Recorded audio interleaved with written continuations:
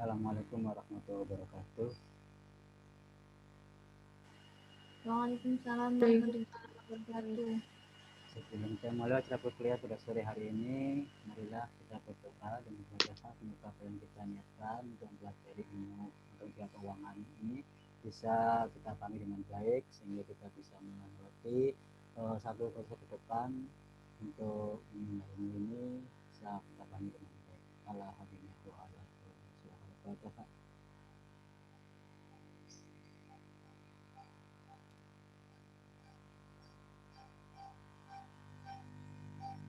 Amin ya rabbal alamin. Hari ini minggu lalu kan ada tugas ya? Nggak ada. Nggak ada, Pak. Ada, Pak. Oh iya, minggu lalu belum sempat kasihkan tugas. Berarti melanjutkan materi.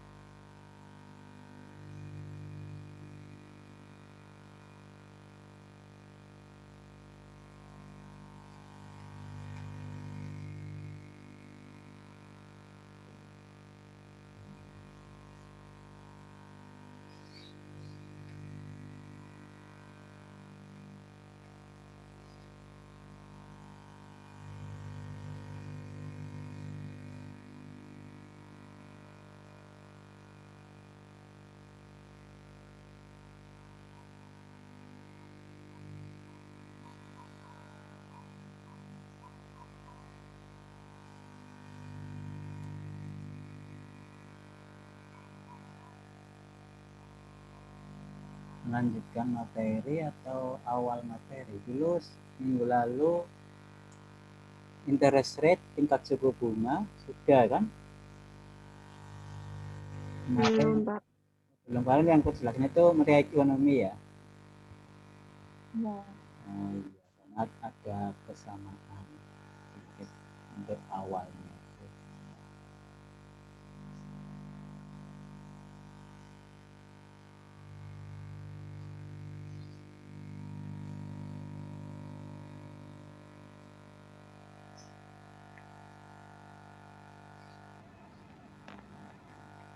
Materi udah saya berikan di e-learning kan ya?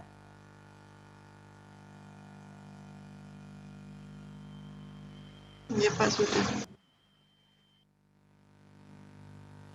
Interest rate and present value analysis. Berarti ini belum saya berikan ya? Iya, tapi sampainya bersama sih dengan ekonomi untuk awalnya saja. Namun di sini saya menggunakan bahasa Inggris, mungkin dengan beberapa simbol yang berbeda, tapi maksudnya sama. Ya, interest rate tingkat suku bunga dan nilai sekarang atau present value sudah jelaskan di matematika ekonomi, di mana interest rate itu ada tingkat suku bunga tunggal dan tingkat suku bunga majemuk. Tidak beda jauh rumusnya tingkat suku bunga tunggal, dan kita katakan waktu mulai ekonomi itu adalah investasi awal atau pokok, di sini yang disimbolkan sebagai P atau prinsipal, di mana harus dibayarkan setelah T waktu yang akan datang dengan tingkat suku bunga tunggal. Dalam bahasa Inggris itu simple ya.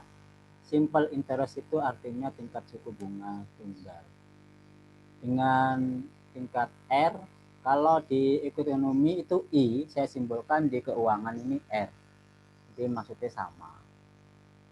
Pada waktu T, sehingga nilai pada waktu T investasinya tetap simbolnya pakai PT plus P0 sama dengan P0 sama T prinsipal atau nilai pokok ditambah bunga. Kalau bunga tunggal atau simpel, maka di sini cukup tinggal dikalikan pokoknya dengan tingkat suku bunga dan waktu. Sedangkan kalau majemuk ini harus ikut bunganya dihitung. Sehingga di sini misalkan T-nya saya ganti 1, maka pada satu periode dia mendapatkan bunga, periode selanjutnya juga mendapatkan bunga, sehingga pada T kedua dia di tingkat bunganya 2 kali, jadi pangkat 2. Jadi sama. Di sini kita ada modifikasi sedikit. Kalau di ekonomi kemarin itu bunganya dihitung per tahun, kita modifikasi di sini adalah per 6 bulan. Kalau 6 bulan, maka tingkat suku bunganya adalah dibagi 2, karena dalam setahun itu karena 6 bulan maka dihitung 2 kali, maka tingkat suku bunganya dibagi 2. Sehingga pada waktu setahun yang akan datang, itu tingkat suku bunganya adalah R per 2, pangkat 1. Sehingga pada waktu 6 bulan kedua juga dapat bunga lagi, pangkat 1. Sehingga kalau diseranakan menjadi pangkat 2. Kenapa 2? Di sini 1, karena ini setahun dihitung sebanyak 2 kali atau 2 periode, di mana satu periode adalah 6 bulan. Saya kira modifikasi ini tidak membingungkan toh, bisa dipahami ya, karena kita menggunakan tingkat suku bunga R per tahun. Kalau dihitung per 6 bulan berarti setahun dihitung 2 kali, maka tingkat suku bunganya juga dibagi 2. Dalam modifikasi keuangan itu tidak hanya per semester atau 6 bulan, tapi juga bisa per hari, bahkan per detik. Kenapa? Tingkat suku bunga di mata keuangan itu bukan berdasarkan tingkat suku bunga yang sebagaimana di matematika keuangan, matematika ekonomi berbeda. Kalau matematika ekonomi, tingkat suku bunga telah mengikuti suku bunga perbankan. Tetapi kalau di matematika keuangan, pergerakannya bukan mengikuti tingkat suku bunga perbankan, tapi perkembangan pada harga saham, fluktuasi harga saham. Sehingga perubahan fluktuasi harga saham inilah yang bergerak setiap detik, sehingga itu hampir mendekati kontinu. Jadi kemarin di matematika ekonomi sudah kita buktikan bahwa semakin banyak perhitungan, jadinya per bulan, per minggu, per hari, bahkan per jam, itu nilai akhirnya lebih besar. Semakin besar tergantung dari banyak frekuensinya. Semakin banyak frekuensi perhitungan bunga, maka semakin tinggi nilai akhirnya. Itu dari hasil kesimpulan matematika ekonomi yang lalu. Contoh,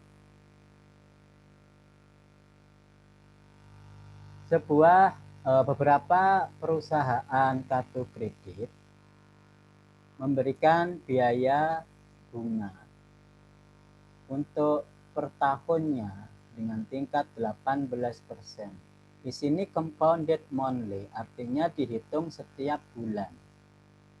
Nah, setiap bulan dihitung. Jadi bunganya 18%-nya per tahun. Jika nilai pokoknya P itu diberi biaya atau dihitung pada awal tahun, berapa yang harus dimiliki atau dibayar pada akhir tahun jika tidak ada biaya di sebelumnya yang dibuat. Artinya begini, kita mau menghitung nilai P di sini pada akhir tahun jika tidak ada biaya apapun. Maksudnya biaya bulanan kalau di bank itu kan ada biaya administrasi, biaya apa, biaya itu, pajak apa, pajak itu. Nah itu kita abaikan. Maka kita murni hanya perhitungan nilai bunga saja. Sehingga pada akhir tahun, dalam arti ini 1 tahun kemudian, karena di sini dihitung per bulan, dalam arti satu tahun itu ada 12, maka tingkat suku bunganya juga harus dibagi 12, ketemulah 1,5% per bulan. Ya, dengan dengan tingkat suku bunga yang ditambahkan pada setiap nilai nominal pokoknya selama 1 bulan kemudian, sehingga pada akhir tahun atau setahun kemudian kita bisa menghitung dengan nilai bunga majemuk. Nah, jadi dihitung majemuk, maka dengan masukkan rumus majemuk, karena di sini setahun berapa kali? 12 kali, artinya 12 bulan dihitungnya dengan bunga 1,5% per bulan, dihitunglah ketemunya 1,1956 P. Apa itu P? Itu pokoknya, artinya nilai awalnya P, jadi berapapun P. Kita perhatikan di sini bahwasanya jumlah tingkat suku bunga secara aktual itu dibayarkan lebih besar jika dibayar dengan tingkat suku bunga sederhana, yaitu tingkat 0,18 dalam arti 18%. Ya. Pada kasus ini kita menyebut R sebagai tingkat suku bunga nominal, sehingga kita bisa mendefinisikan tingkat suku bunga efektif sebagai berikut. 18% itu tingkat suku bunga nominal. Efektifnya bisa kita cari dengan cara sebagai berikut, yaitu berapa selisih antara nilai akhir dengan nilai awal, proporsinya terhadap nilai awal. Itulah bunga efektif. Bisa disederhanakan secara matematis masing-masing ini, sehingga ketemulah 1 plus R N pangkat N min 1. Karena ini bisa kita rubah dalam bentuk P1 per P0 dikurangi P0 per P0. P0 per P0 adalah 1. Sedangkan P1 per P0 adalah ini. P1 per P0. Ini kan P ini P0. Jadi P itu sama dengan P0. Jadi kalau P1 per P0 adalah tingkat suku bunga ini, faktor bunganya ini. Paham ya?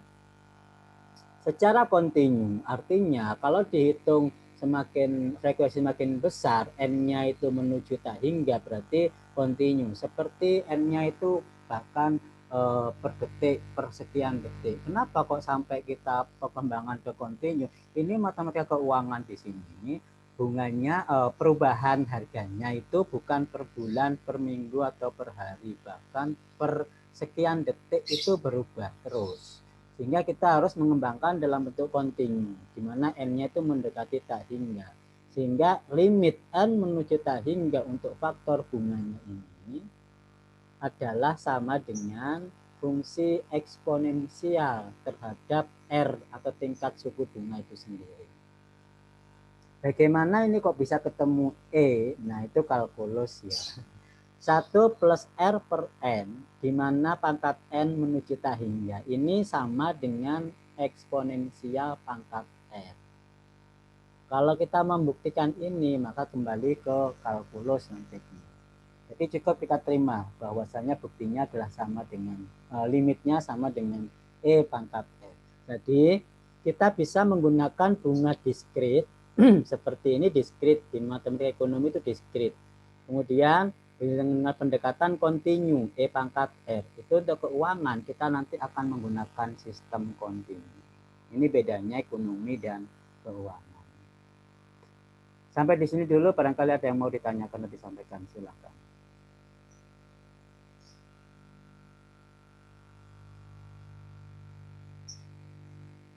Tidak ada? Ada, saya lanjut. Contoh lagi. Saya menggunakan pendekatan bahasa Inggris di matematika keuangan ini karena matematika keuangan itu lebih tinggi ya tingkatannya daripada matematika ekonomi. supaya referensinya aslinya berbahasa Inggris, saya gunakan bahasa Inggris karena belum ada referensi yang menggunakan bahasa Indonesia untuk matematika keuangan. Jadi kita harus pendekatan bahasa Inggris. Contoh, kita mau naruh sebuah tabungan pada dengan pembayaran bunga tingkatnya sebanyak dengan tingkat bunga R yang dihitung secara tahunan.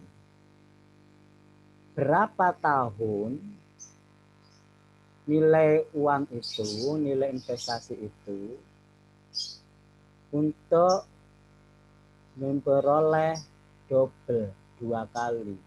Artinya gini, kita nabung sebanyak katakanlah P, butuh berapa kali supaya kita punya tabungan itu 2 kali lipatnya, itu 2P. Butuh berapa lama jika bunganya tahunan R. Jadi kita nggak pakai angka-angka, pakai simbol-simbol. Solusinya, karena deposit awal, misalkan D, deposit awal saya simbolkan D di sini, dia akan bernilai sebesar D kali faktor bunga setelah N tahun. Ini pangkat N, berarti setelah N tahun. Ini di matematika keuangan, ini semua berasumsi faktor suku bunganya dalam majemuk ya. Tidak menggunakan bunga sederhana atau tunggal, tapi majemuk di keuangan. Tapi kalau di ekonomi masih bisa menggunakan yang tunggal seperti koperasi, itu masih tunggal. Jadi di ekonomi itu kan ada mikro, ada makro. Nah di mikro, koperasi, badan usaha, perkreditan, macam-macam, atau bahkan mungkin kredit swasta. Bank kredit swasta itu kan ada ya di masyarakat umum ya. Nah itu menggunakan bunga tunggal, bukan bunga majemuk. Jadi kalau matematika ekonomi masih kita gunakan bunga tunggal. Tapi di matematika keuangan khususnya di saham itu semuanya pakai majemuk. Sehingga menggunakan pangkat. Nah nilainya ini kita mengharapkan 2 kali lipatnya. Ya, artinya kalau D-nya 1 kan berarti di akhir periode ke N 2, ya kan? Kita misalkan D berarti di sini D, di sini akan menjadi 2D. Ya. Sekarang sebelah kiri ini 1 plus R pangkat N, kita modifikasi dengan secara kontinu. Di sini 1 plus R kali N per N. Berarti kan tidak merubah nilai kan? Kalau di sini R, di sini Rn per N. Tidak merubah nilai. Kemudian juga N pangkat ini. N pangkat ini saya rubah sedemikian, yaitu N per Rn kali Rn. Jadi enggak merubah. Kenapa kok dibuat macam begini? Kita ada maunya dirubah atau dimodifikasi secara aljabar tanpa merubah nilai. Kemudian kita buat simbol bahwasanya Rn per N ini sama dengan 1 per H. Jadi hanya itu kan berarti N per Rn. Kalau Rn per N itu 1 per H, maka N per Rn dibalik itu sama dengan H. Berarti H kali Rn. Nah ini kan 1 per H. Nah sekarang kalau tadi pakai teorema kalkulus, teorema limit, ini kan 1 per N ya, R per N, pangkat N.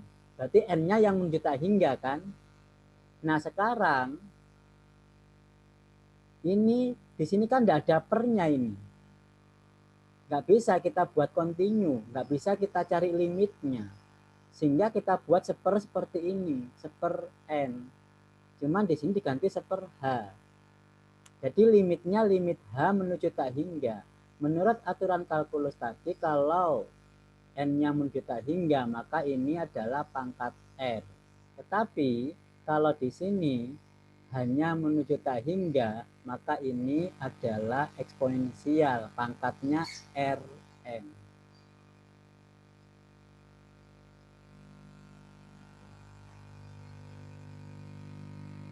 Bisa dipahami ya. Karena H di sini hanya yang pangkat. Hanya yang menuju tak hingga. Maka di sini bisa didekati E pangkat Rn. Di mana nilai aproksimasi ini secara tepat diperoleh jika N itu tidak terlalu kecil. Tidak terlalu kecil berarti kan besar ya. N-nya itu tidak terlalu kecil. Artinya apa? Periode N-nya itu bukan setahun 2 tahun, tapi cukup besar. Jadi kalau N-nya kecil, maka ini kurang fair. Misalkan N-nya 1 tahun, 2 tahun, itu terlalu kecil, maka enggak fair. Sehingga E pangkat R-nya ini kita dekati dengan atau mendekati nilai 2. Yang berakibat, kenapa kok dekati 2? Bisa kita buktikan secara kalkulus kalau E pangkat Rn di sini nilainya adalah mendekati 2 untuk berapapun R dan N. Yang jelas nilai E pangkat itu lebih dari 1. Karena E aja nilainya lebih dari 1. E itu kan, nilainya lebih dari 2 ya. E itu 2, sekian, 1, sekian, 2, sekian. Nanti 2, sekian. Maka kita bisa menggunakan pendekatan nilai 2. Sehingga N ini kan pangkat Rn mendekati 2. Sekarang kita buat logaritmanya. Logaritma E pangkat Rn itu kan Rn ya. Jadi di sini Rn mendekati ln 2. Rn itu kan di sini N, maka di sini per R. Ln 2 itu kan ketemunya ini. Bisa pakai kalkulator, HP boleh. Di sini logaritma natural 2 nilainya 0,693. Sehingga secara singkat, jika tingkat suku bunganya adalah 1%, maka dia akan mengambil waktu kurang lebih 70 tahun untuk mencapai 2 kali nilai deposit awal. Kenapa kok 70 tahun? Ini misalkan jika 1% R-nya, maka M ini ketemunya nilainya 70 tahun. Kalau R-nya beda ya tinggal menentukan berapa R-nya. Maka ketemulah N. Bisa dipahami? Cara perhitungan memang agak sulit di keuangan ini. Berbeda dengan ekonomi. Jadi agak pusing. Maka tolong dipahami slide per slide-nya. Tanyakan kalau nggak paham.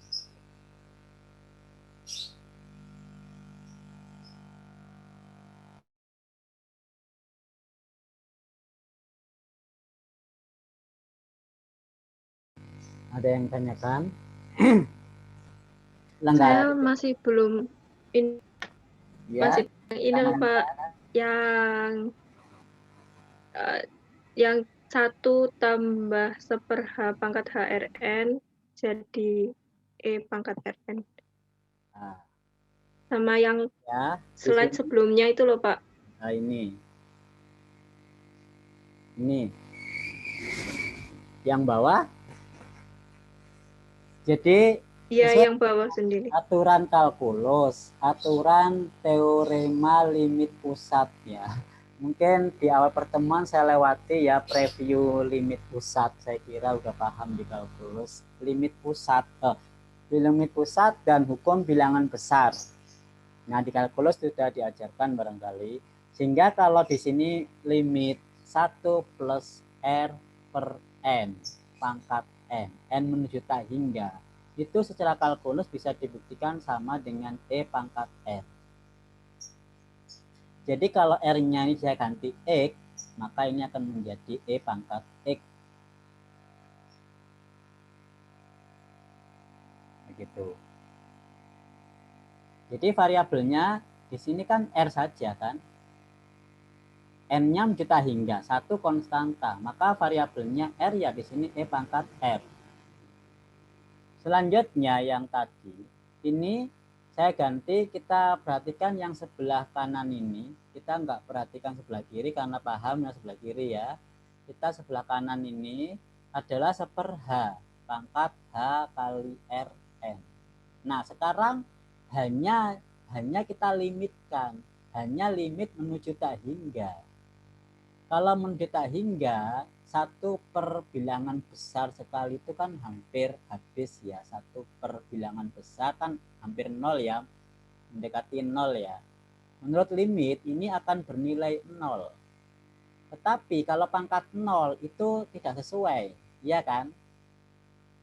Di sini sehingga menurut kalkulus kalau 1 plus ini hampir 0, tapi pangkatnya ini menuju bilangan yang sangat besar karena hanya tak hingga. Nah, karena hanya tak hingga sebagai H pendekatan 1/H pangkat H sesuai dengan aturan limit ini tadi. Ini kan 1/N pangkat N. Iya kan? 1/N pangkat N. Ini juga begitu, bentuknya 1/H pangkat H. Berarti limitnya H, limit H menuju tak hingga. Maka dia akan menjadi sebuah pendekatan ke nilai tertentu yaitu eksponensial. Eksponensial berapa? Tinggal variabelnya yang beda apa di sini yaitu Rn. Karena H adalah sudah dilimitkan, tinggal variabel yang belum diketahui Rn. Berarti eksponensial pada variabel Rn. Itu. Ada lagi? Silahkan. Ya Pak, sudah paham Pak. Ya. Ada lagi silahkan. Yang tanya, barangkali yang lain. Untuk perhitungan nilai aproksimasi jangka waktu tahun, nggak ada masalah ya nilai logaritma ini. Jadi tergantung dari nilai R, kalau 1% dihitung 1%, maka di sini akan ditemukan nilai 70. 1% itu kan 1/100 ya. 1/100 berarti ini kan sama dengan ini kali 100. Kali 100 itu kan sama dengan 69,3 ya. 69,3 tahun. Berarti kan didekati dengan angka 70 tahun. Kenapa kok pakai pembulatan ke atas, bukan ke bawah? Kalau saya bertanya gitu, ada yang mau bisa menjawab, silakan. Kenapa pembulatannya ke atas, bukan ke bawah? Jadi pembulatan itu tergantung kebutuhan ya. Nah di sini kasus ini kita menggunakan pembulatannya ke atas, bukan ke bawah. Hasilnya nilai eksaknya 69,3 tahun. 69,3 tahun itu berarti 69 sekitar 3 bulan. 69 tahun 3 bulan sekian. Karena sepertiga tahun itu kan, sepertiga tahun itu 4 bulan ya. 69 4 bulan. 69 tahun 4 bulan. Ya. 69,3 tahun. Sepertiga tahun itu kan 4 bulan. Berarti 69 lebih 4 bulan. Itu dibulatkan menjadi 70 tahun. Ada yang tahu kenapa kok diambil nilai 70 tahun? Dibulatkan ke atas. Karena Ya, silakan Mbak Cima. Karena kalau dibuatkan ke bawah 69 tahun kan tujuan awalnya itu tabungannya itu jadi double Pak. Kalau dibuatkan ke bawah 69 tahun itu masih belum mencapai tujuan tabungan. Artinya belum double. Jadi double, belum jadinya ya. dibulat ya belum 2 kali. Jadinya dibulatkan ke atas. Ya. Jadi kalau masih 69 tahun karena belum genap waktunya untuk sampai 4 bulan, itu kita belum double, belum 2 kali lipat. Jadi pakai 70 tahun ke atas. Oke. Sekarang kenapa harus dibulatkan? Kenapa enggak eksaknya? Yaitu seperti tadi 69 tahun 4 bulan. Kenapa enggak itu aja? Kenapa harus pakai 70 tahun? Itu alasan kenapa dibulatkan ke atas ya. Nah, kenapa sekarang dibulatkan? Kenapa enggak perlu, enggak usah dibulatkan aja? Kenapa enggak boleh gitu? Kenapa enggak eksaknya? Tidak usah dibulatkan. Maksudnya begitu. Ada yang bisa menjawab kenapa tidak? Kenapa harus perlu dibulatkan? Kalau tadi kenapa dibulatkan ke atas? Sekarang pertanyaannya kenapa harus dibulatkan? Nah, beda ya pertanyaannya ya. Silakan ada yang bisa menjawab.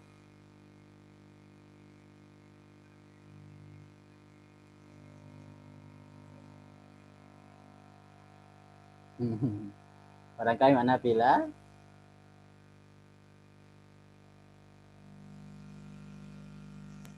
Saya kira itu Pak, karena hasil akhirnya itu 70 tahun. Kalau misalnya jadinya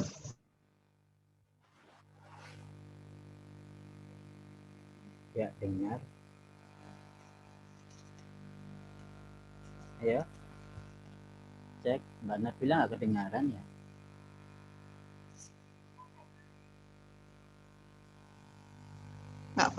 nggak pas gitu loh Pak. Kalau misalnya nggak dibulatkan. Nggak pas itu Kan maksudnya soalnya gimana? tahun. Nggak pas itu maksudnya gimana? Kan di sini pertanyaannya hanya berapa lama, ya? Iya. Ya.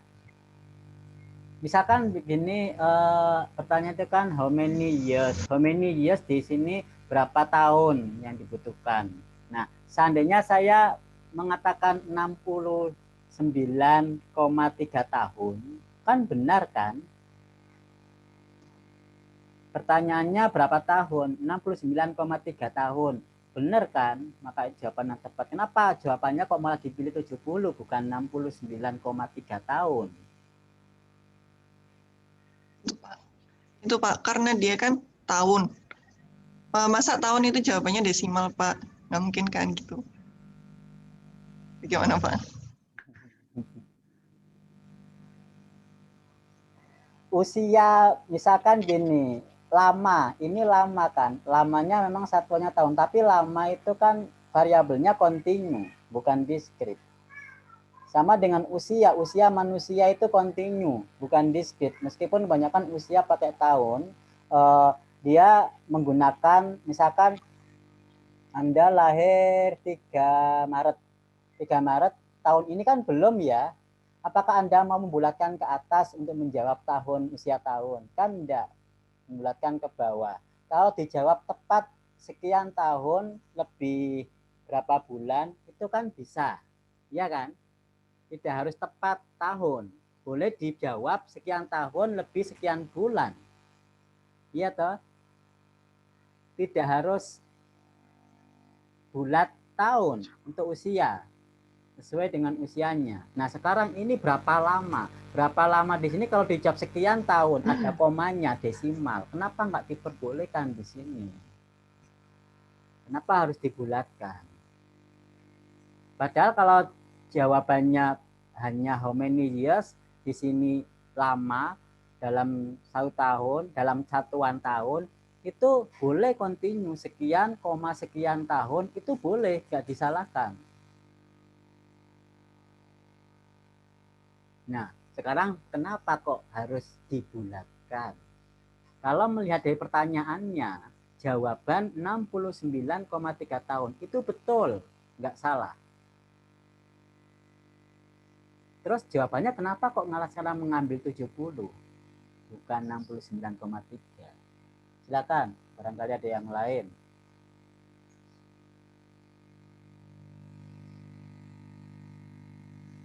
Ya, Pak.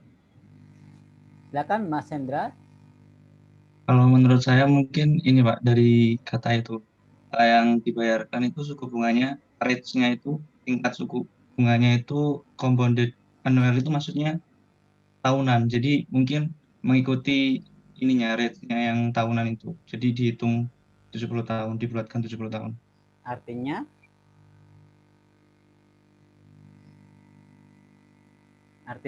Yang itu artinya itu suku bunganya dihitung tahunan. jadi Mengikuti suku bunganya jadi dibulatkan 70 tahun.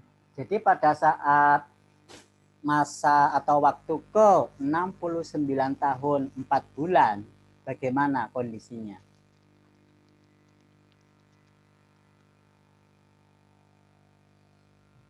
Kondisi nilai deposit, nilai uangnya. Sudah mencapai, kemungkinan sudah mencapai 2 kali lipat. Udah 2 pada saat lipat kan? Pada masa ke 69,3 tahun sudah 2 kali lipat. Iya, Iya, Pak. iya. Kalau sudah Kemungkinan 2 ya. kali lipat, kenapa saya nggak boleh menjawab 69,3 tahun? Ini, Pak, kalau menurut saya mengikuti ini ya, Pak, suku bunga yang ini, Kenapa dengan range-nya suku itu bunganya? tahunan. Suku bunganya tahunan. Akibatnya Iya, apa kalau suku bunganya tahunan? per tahun. Apanya per Apa, tahun? menghitungnya. Menghitungnya per tahun. Jadi pada masa 69 tahun 4 bulan itu Oh, sudah 2 kali lipat atau belum?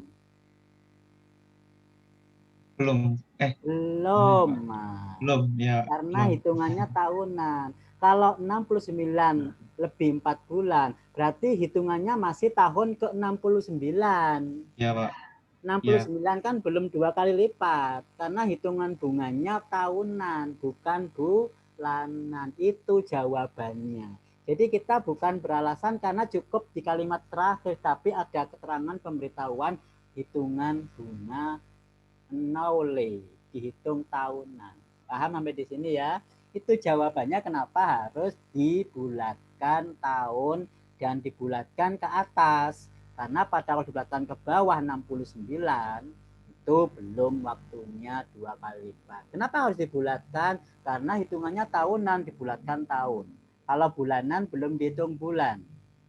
Beda kalau dihitung compounded monthly, dihitung bulanan, maka itu cukup dijawab 69 tahun 4 bulan. Maka itu nggak perlu dibulatkan. Paham ya? Kalau dihitung bulanan. Ada yang bingung dari pembahasan ini, Mbak Zulfi? Barangkali ada pertanyaan? Gak ada yang tanyakan, Mbak Zulfi, Mbak Jihan, atau Mas Roset? Mbak Unjila, ada yang Belum, tanyakan? Pak. Nggak ada yang tanyakan ya, berarti paham ya. Oke, kalau belum paham, saya lanjut.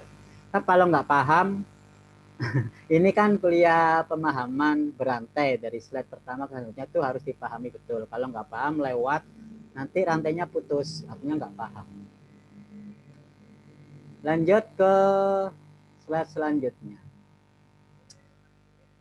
Misalkan seseorang dapat meminjam atau menyimpan, meminjam dan menyimpan. Jadi simpan pinjam gitu ya, pinjam uang ya, simpan atau pinjam uang dengan tingkat suku bunga nominal R per periode, di mana R-nya itu dihitung juga per periode. Ini nggak jelas periodenya bagaimana, yang penting per periode. Pada kondisi ini, berapa kalau bahasa Indonesia itu pakai berapa ya kalau hitungan angka atau uang nominal itu berapa kan, tapi kalau bahasa Inggris nilai itu bukan berapa tapi apa, what, bukan how much, how many. Beda ya aturan grammar bahasa Inggris dengan bahasa Indonesia, sehingga sama nggak bingungnya di sini. Kalau aturan bahasa Inggris nilai itu dianggap benda, sehingga pertanyaannya apa, bukan how much, how many. Kalau how much, how many itu yang bisa dihitung, misalkan how many, berapa jumlah tas itu how many. Tapi kalau di sini payment, pembayaran, meskipun itu nilai uang yang bisa dihitung, tapi dia dianggap sebagai benda. Jadi what is the present word, berapa. Kalau kita terjemahkan berapa memang, kalau terjemahkan pakai apa malah nggak cocok. Apa nilai sekarang, nah, ini nggak cocok. Apa nilai sekarang, berarti berapa nilai sekarang dari pembayaran sebanyak V dolar yang akan membuat pada akhir periode I, yang bisa dibuat pada akhir periode I. Jadi begini, berapa nilai kalau present value-nya itu sekarang itu V dolar yang dibuat pada akhir periode I. Ya. Itu pertanyaannya. Nah, sekarang ini karena di sini adalah pinjaman bank. Bank loan. Loan itu pinjaman. Pinjaman bank sebesar V karena pembayarannya V. Di sini kalau pangkat min I itu faktor diskon ya, 1 per ya, 1 per 1 plus R pangkat I. Jadi pangkat min itu 1 per. Nah, V per 1 plus R pangkat I. Itu akan membutuhkan pembayaran sebesar V pada periode ke I. Sehingga akibatnya nilai present value-nya dari nilai V ini pada periode ke I ya, bukan N, adalah sebesar present value periode ke I, berarti V dikali faktor diskon. Karena di sini mundur, present value itu menghitung mundur. Berapa present value nilai sekarang? Nilai sekarang itu nilai awal, bolehlah, dari pembayaran V dolar yang dibuat pada akhir periode ke I. Ya, jadi kita menghitung nilai sekarang. Artinya gini, akan saya buat gambaran pakai bentuk gambaran tulisan dengan timeline.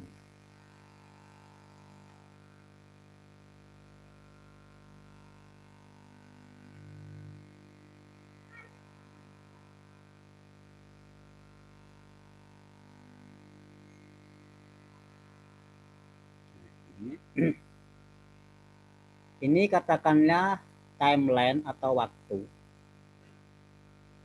Ini waktu sekarang, waktu ke 0. Waktu yang akan datang pada periode ke I.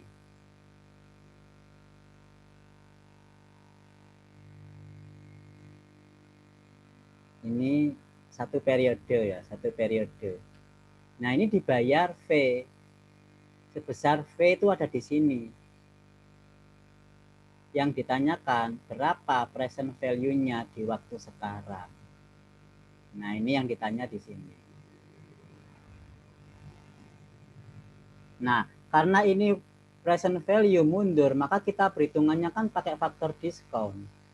Berarti V itu harus dibuat diskon. Faktor diskonnya adalah dikali 1 per faktor bunga. Karena waktunya sebanyak I periode, maka ini pangkat I. Atau sama dengan tadi itu V kali 1 plus R pangkat min I.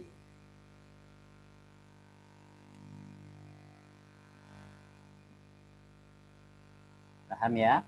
Kemudian kita sederhanakan lagi. Karena ini 1 plus R pangkat minus itu kan sama dengan apa? Masih ingat? 1 per 1 plus R itu sama dengan apa di mata ekonomi?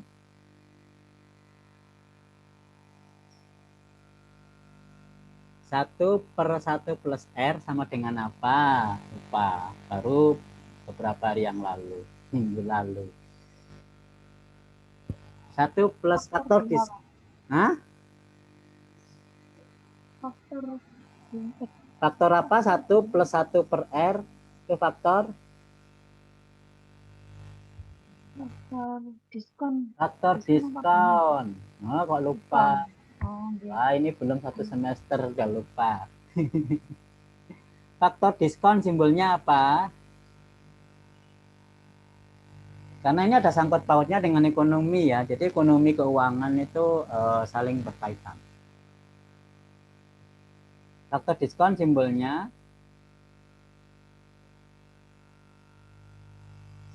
lupa. Hah? Faktor diskon.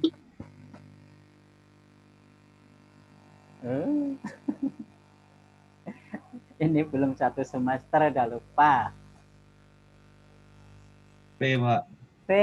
Nah, kok udah lupa.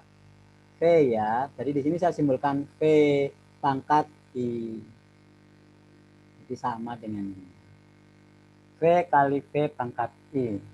Atau apa? V pangkat V pangkat I tambah 1. Nah, I tambah 1 atau 1 plus I sama Z. Nah, ini adalah present value-nya. Ketemu present value atau PV. PV pada waktu ke I. PV bukan pada waktu, dengan periode I. Kalau I-nya 3 ya tinggal diganti 3. Ingat di sini di keuangan I di sini waktu ya. R-nya bunga. Kalau di ekonomi I itu bunga. Itu ya. Biar nggak bingung. Karena saya di ekonomi pakai bahasa Indonesia. Kalau di sini pakai bahasa Inggris R. Rate dalam arti rate. Kalau ekonomi interest rate pakai I-nya. Ini R. Nah, kenapa saya membedakan I dengan R? Di ekonomi, faktor bunga itu ya bunga perbankan. Sehingga simbolnya I, interest rate. Di keuangan, faktor bunga bukan hanya bunga perbankan. Jadi R di sini bukan sekedar bunga, tapi faktor bunga bisa inflasi, faktor perubahan itu bukan sekedar bunga, tapi bisa juga faktor-faktor inflasi, faktor politik, faktor ekonomi, sosial, budaya, dan seterusnya. Nah, ini yang akan merubah nilai harga saham, itulah yang dikatakan sebagai faktor tingkat kenaikan dari harga suku bunga. Sehingga saya simbolkan berbeda, bukan I tapi R, rate. Ini dulu harus dipahami ya, karena dulu ada mahasiswa skripsi tentang keuangan yang ditanya ini juga mungkin agak grogi, nggak bisa jawab. Sebenarnya faktor yang menentukan perubahan harga saham itu apa? Di sini kan disimbolkan sebagai R. Apakah itu bunga? Ternyata di aplikasinya tidak ada yang menggunakan bunga. Nah, tapi diasumsikan boleh menggunakan bunga. Nah, itu harus bisa menjawab. Kalau asumsinya itu bunga, maka boleh pakai suku bunga. Tapi secara realitas itu bukan menggunakan suku bunga. Bisa menggunakan inflasi. Paham ya? Ada yang ditanyakan? Saya kembali ke slide. Saya mau tanya, Pak. Ya, silakan. Itu di slide-nya itu, di awal-awal itu untuk mendefinisikan waktu itu pakai T. Di slide. Time itu, ya. Ya, T. Terus itu, waktu, ya. tapi selanjutnya pakai N, Pak. Di sini, ya itu kan tergantung yang diketahui. Kalau yang tadi kan saya menggunakan I ya. Di sini kan Iya, Pak. di soal ini karena pada periode ke I. Pada periode ke I. Secara variabel periode T. Waktu. Nah, di sini periode ke I. Jadi waktu ke I. Jadi T itu T pertama, T kedua, T ketiga. Nah, T tertentu itu sebesar I. Maksudnya begitu. Karena variabelnya kan T. T-nya kan T pertama, T kedua, T ketiga. Waktu pertama, waktu kedua, waktu ketiga. Nah, waktu pertama itu kan bisa 1 bulan. Bisa 12 bulan, bisa 6 bulan, itu waktu pertama. Periode pertama. Nah, di sini periode tertentunya dinamakan I. Nggak tahu I-nya itu berapa satuan waktu. Jadi nggak masalah untuk simbol. Tapi secara umum Anda boleh menggunakan T atau N. Boleh. Di ekonomi biasanya menggunakan N.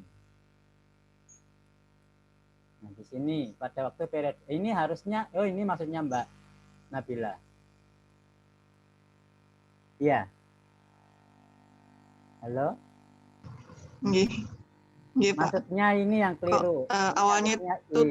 jadi Ya, ini yang harusnya I bukan N karena periode I. Ya, koreksinya di situ ya, bukan N. Ada lagi yang bingung pertanyaan? Saya lanjutkan kalau nggak ada yang tanyakan. Oke, saya lanjutkan. Consider, misalkan sebuah investasi, katakanlah dengan pembayaran awal initial payment sebesar A, di mana A-nya otomatis positif, yang akan menghasilkan sebanyak nilai B setelah satu periode. Tingkat return itu bisa diartikan nilai kembali gitu ya, return, nilai kembali. Rate of return, nilai pengembalian. Jadi misalkan sampean nabung 1 juta, 1 bulan kemudian 1.100.000, maka returnnya itu ya 100 itu. Nah, tingkatnya tinggal prosentase. Rate of return pada investasi ini definisikan sebagai interest rate. Nah, pada keuangan R itu bukan sekedar tingkat suku bunga, tapi juga rate of return. Makanya disimbolkan R. Beda dengan ekonomi yang interest rate I. Nah, di sini R itu bukan sekedar tingkat suku bunga, tapi juga tingkat pengembalian, rate of return. Nah, ini bedanya dengan keuangan ekonomi itu. Jadi simbolnya R itu rate of return. Nah, bagaimana memperoleh rate of return itu? Bisa diperoleh dari histori nilai-nilai harga saham sebelumnya. Jadi bukan bunga yang digunakan di saham itu, tapi rate of return. Nah, rate of return ini digunakan untuk mencari nilai present value, ya, yang sama dengan nilai pengembalian dari nilai pembayaran awal. Sehingga tingkat pengembalian ini atau rate of return ini yang disimbolkan sebagai nilai R bisa ditulis dalam hubungan sebagai berikut, yaitu B per 1 plus R. Kenapa B? B itu adalah nilai returnnya.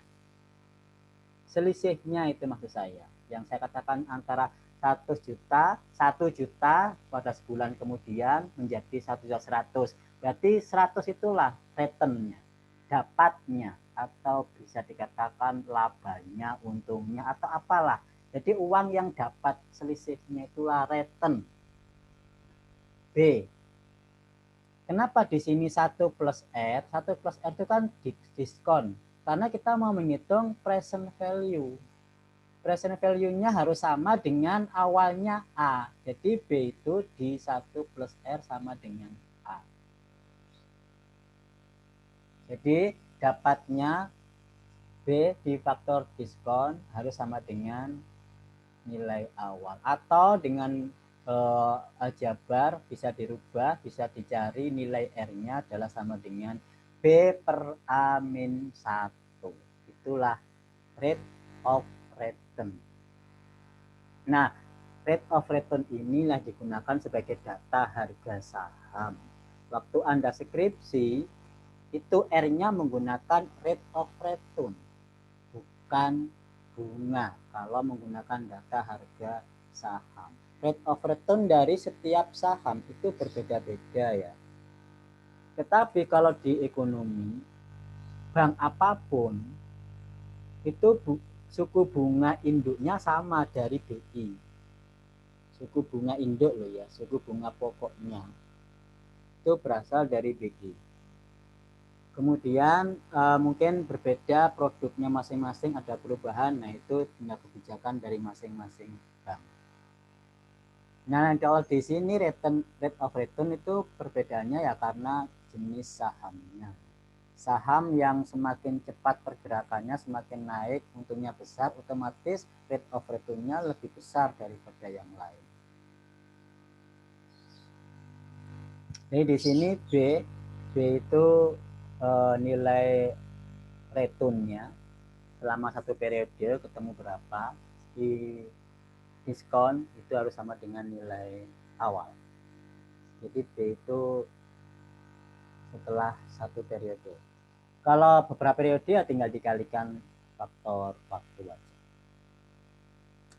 Ini adalah slide terakhir di kuliah ini. Ada yang mau ditanyakan? Silahkan. Slide-nya tidak kelihatan, Pak. Oh, astagfirullah. Sebenarnya Kok nggak ada yang protes tadi? Bapaknya masih ngomong, Pak. File. Soalnya, Pak.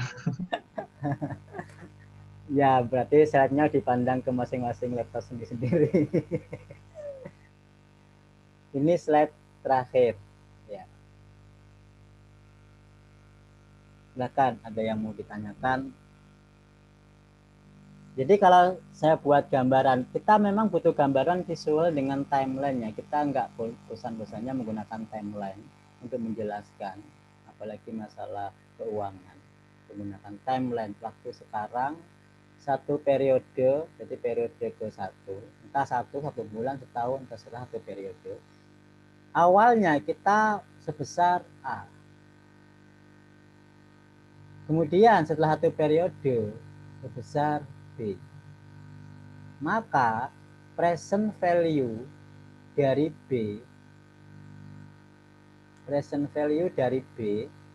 B itu kan pada waktu satu periode. Kalau kita hitung ke depan, present value itu pasti dihitungnya di angka 0.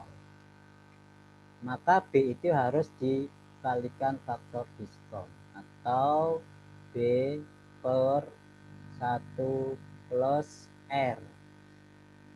Nah, ini harus sama dengan Nggak muncul Pak share screen-nya. ya. Udah diklik gak muncul. Nah, ini muncul. Jadi ini saya ulangi berarti.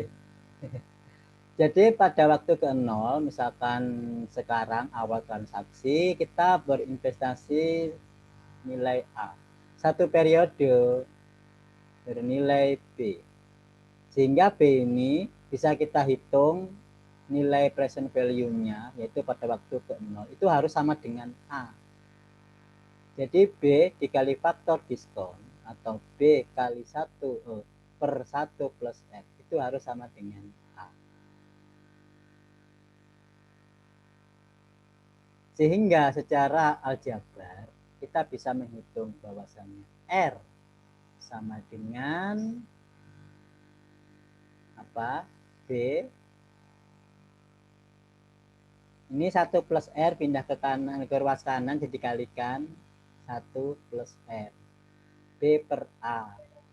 B per A, tapi di situ masih ada 1 plus R. Jadi harus dikurangi 1. Paham ya? B per A dikurangi 1. Itulah return of rate. Jadi seperti gini buat contoh. Ini 1 juta. Ternyata satu periode menjadi 1,1 juta. Artinya 1.100.000 gitu ya. Maka berapakah return of rate-nya? Ini bisa kita hitung dengan menggunakan rumus ini. B per A. B-nya 1,1 per 1. Dikurangi 1, ketemu berapa? 0,1. 0,1 itu sama dengan 100.000. Ini return of rate. Atau 10%. 0,1 atau 10%. Ini satuannya persentase ya. Kenapa? Ini satuannya kan uang ya.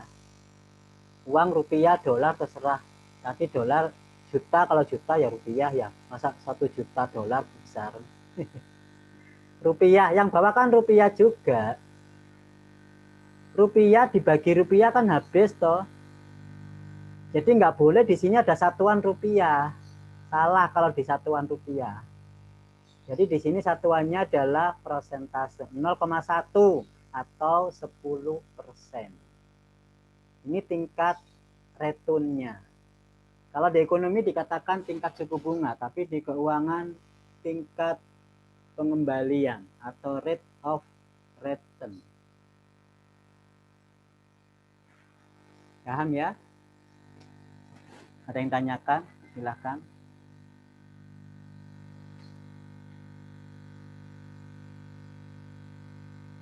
Cukup? Keuangan itu memang harus pelan-pelan, slide-nya sedikit-sedikit. Pemahamannya agak dalam. Anda harus paham materi singkat ini karena nanti akan saya kasih tugas. Tugas sudah menunggu di slide selanjutnya, yaitu exercise.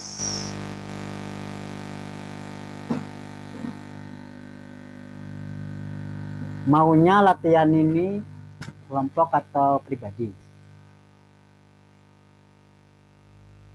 Kelompok, Pak. Kelompok, tetap seperti ekonomi. Ya, kalau begitu kelompok. Mau tetap seperti ekonomi atau berubah terserah. Yang penting berapa orang? 3 maksimal ya. Maksimal 3. Karena cuma bertujuh. Berarti 2, 2, 3. 2, 2, 3. Kan 7 orang ya. 2, 2, 3. Silakan dikerjakan berkelompok. Cuman dikumpulkan di e-learning masing-masing. Dikerjakan kelompok, cuma dikumpulkannya masing-masing supaya masing-masing punya rekapan hasil jawaban. Paham ya maksud saya? Tugasnya di situ di slide selanjutnya itu ada nomor 41 sampai 410. Nah, kan di sini ada 10 soal. Ini supaya lebih konsisten, kita satu kelompok 3 nomor ya. 3 nomor, satu kelompok 3 nomor. Jadi nomor 10 ini tidak perlu dikerjakan karena nomor 10 sama dengan 42D. Saya bukan berarti kelompok 1 nomor 1 2 3 tidak. Kenapa? Yang paling akhir justru lebih sulit daripada awal. Berarti bukan berarti kelompok 1 yang pertama. Kita bagi merata. Berarti kelompok 1 itu nomor 1, nomor 4, dan nomor 7. Kelompok 2 nomor 2, nomor 5, dan nomor 8. Sisanya kelompok 3 nomor 3, nomor 6, dan nomor 9. Itu ya. Jadi 3-3 selain nomor 10 dibagi satu masing-masing kelompok. Dikumpulkan melalui e-learning masing-masing pribadi. Tidak harus diketik ya, ditulis tangan di buku, kemudian di-scan, di-upload. Itu lebih cepat daripada ngetik mungkin terlalu lama. Maka boleh uploadan, scan, foto. Minggu depan akan kita bahas langsung. Jadi harus dipahami.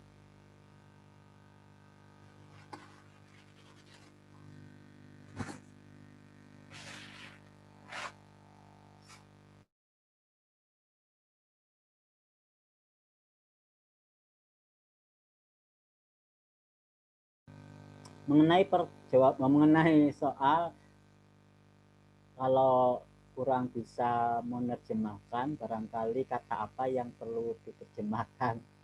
Karena kalau kita beda persepsi pertanyaan yang nggak paham, ya apalagi jawabannya bisa salah ya. Sekarang dicermati pertanyaan dalam bahasa Inggris ini apa yang perlu saya bantu soalnya. Anda tentu sudah punya slide bisa dilihat di masing-masing slide nomor berapa yang perlu terjemahannya bahasa Indonesianya kayak apa supaya nggak salah paham. Bukan jawabannya ya, tapi soalnya.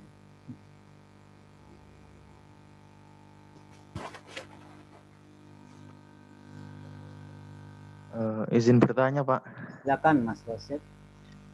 Semi annually itu 6 per semester nggih, Pak? Ya, semi annual itu 6 bulan atau per semester. Kalau quarterly tiap 4 bulan. Continuously ya continue. Continue itu ya, kalau AB itu kan discrete, yang C itu yang continue. Ya, terima kasih. Ya. Ada lagi?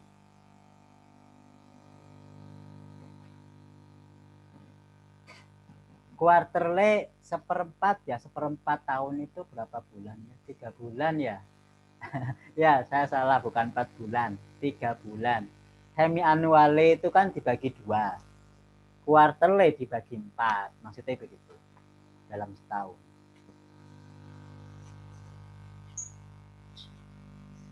Untuk nomor 2, ada yang mau ditanyakan? Kata-kata bahasa Inggris yang belum dipahami?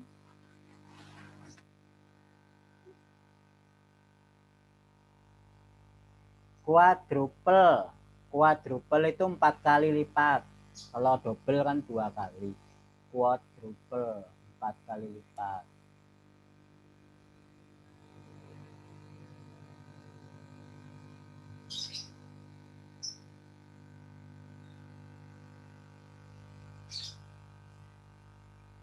Nomor 6, worthwhile. Worthwhile itu bernilai apa tidak. Is this a worthwhile investment for someone? Apakah investasi ini bernilai? Bernilai itu ada manfaatnya.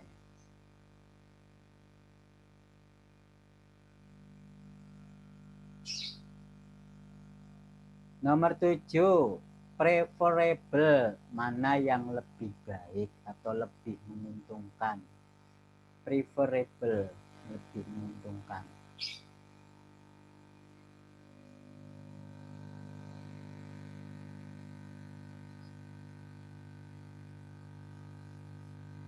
Nomor 8. Nomor 8 ini kupon dan bond. Baru mendengar ya.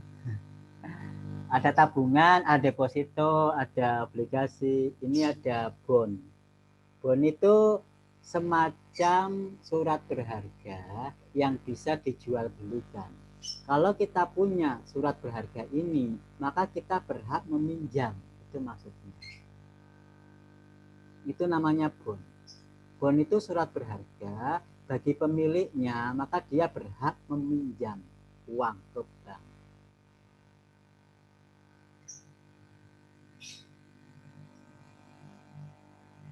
Nah, 10% kupon rate itu rate cost itu biaya ya. Dengan kupon 10% biayanya 10% kuponnya. Jadi pinjaman itu yang punya bond $10.000, dia punya ada potongan kupon 10%. Ya. Yang dibayar 10%.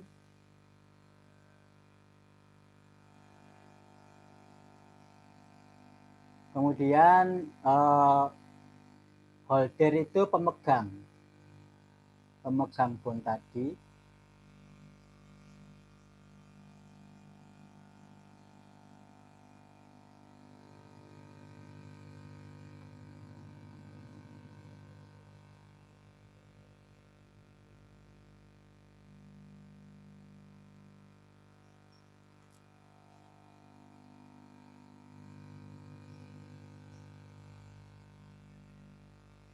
Nomor 9. 9 ini jual beli barang sound system. Jual beli barang dijual $4.200. dia setuju, tapi melakukan pembayarannya ngangsur. Pembayaran $1.000 selama 24 bulan sebesar 160. Jadi gini, DP-nya 1.000, DP down payment 1.000, sisanya diangsur 24 bulan sebesar $160 per periode. Di sini ada keterangan beginning ya, di awal bulan.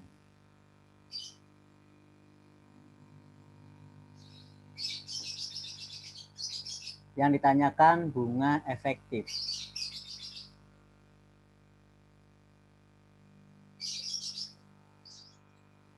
Silakan dicermati kalau ada pertanyaan nomor berapa.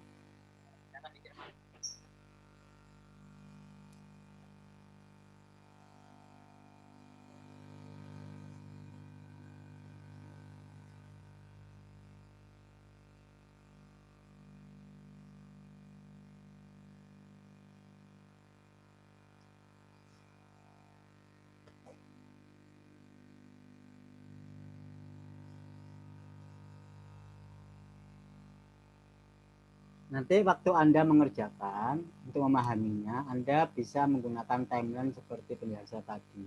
Waktu Anda menerangkan juga begitu, harus menggunakan timeline biar paham. Posisi itu sangat menentukan di mana perhitungannya itu.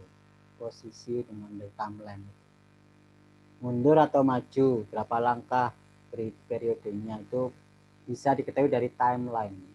Bayar apa menerima, nah itu ada simbol sendiri, ada penentuannya. Misalkan bayar itu pakai panah keluar atau ke atas, menerima pakai panah ke bawah, itu bisa.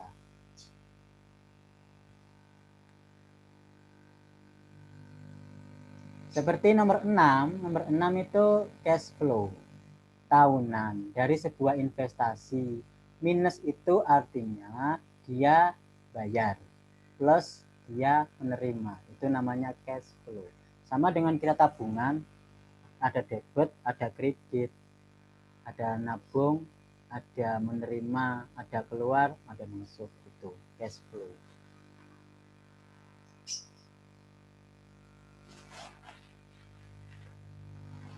Ada yang tanyakan?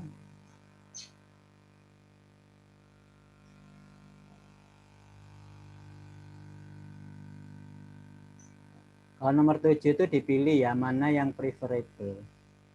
Antara baris pertama atau baris kedua. Kalau bunganya sama-sama 3%. Kalau bunganya 5%, apakah tetap pertama atau kedua? Terus juga bunganya 10%. Jadi dua pilihan ini mana yang lebih menguntungkan? Preferable.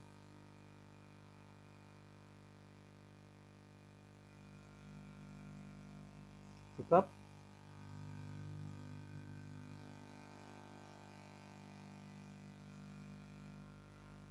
Kalau cukup, nggak ada yang tanyakan?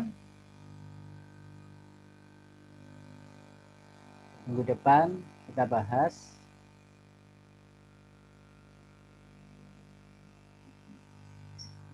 Jadi yang kita pelajari pada sore hari ini tadi, ingat ada bunga nominal, ada bunga efektif, ada present value.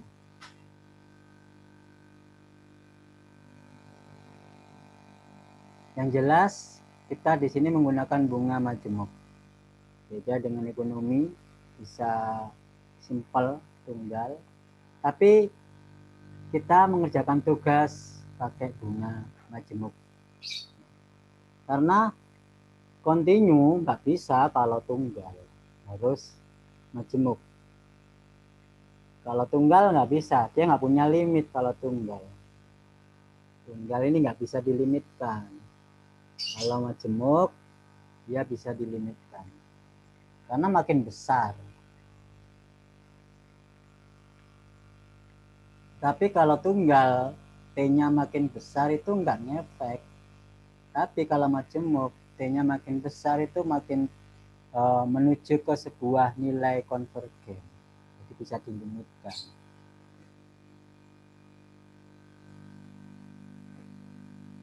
Oke, ada yang tanyakan? Maka kita bisa mengakhiri kuliah ini. Bisa. Ya, berarti nggak ditanyakan ya. Silakan dikerjakan dengan baik. Mudah-mudahan minggu depan bisa kita bahas sama-sama. Kita yang alhamdulillah semoga bermanfaat. Bila hidayah. Alamin. Assalamualaikum warahmatullahi wabarakatuh. Waalaikumsalam warahmatullahi wabarakatuh. Waalaikumsalam warahmatullahi wabarakatuh.